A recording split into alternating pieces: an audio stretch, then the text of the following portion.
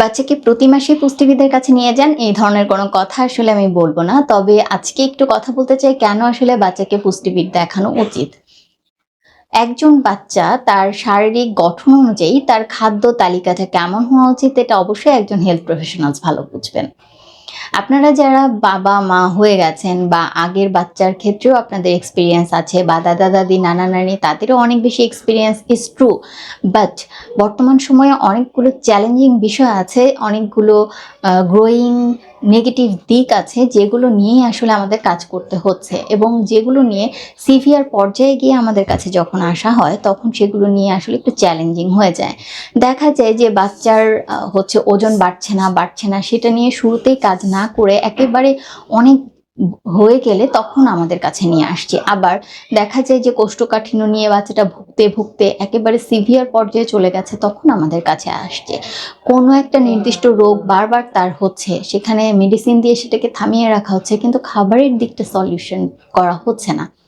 এছাড়াও দেখা যায় যে সকল বাচ্চারা অরুচি নিয়ে দিনের পর দিন ভুগছে, স্বাভাবিকভাবেই সেটা কিন্তু ভিটামিন বা মাল্টিভিটামিন যে সাপ্লিমেন্ট বা সিরাপ এগুলো খাওয়ানো হচ্ছে সেটা দিয়ে কিন্তু সে সুস্থ থাকতে পারছে না।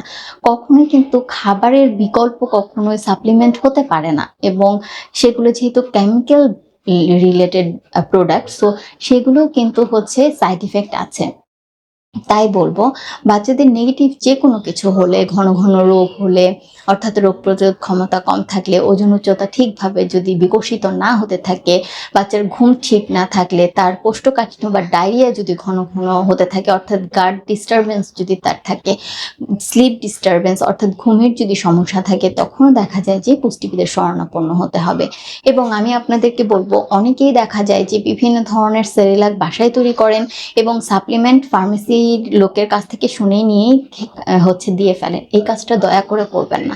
অনেক নেগেটিভ ঘটনা কিন্তু ঘটে গেছে। এগুলো নিয়ে আপনাদের সাথে অন্য আরেকদিন শেয়ার করব। আপনার বাচ্চার সঠিক বিকাশের জন্য একজন পুষ্টিবিদের শরণাপন্ন হন এবং তার আন্ডারে রেখে আপনার বাচ্চার সঠিক এবং মানসিক বিকাশ ঘটুক সেই কামনাই করছি।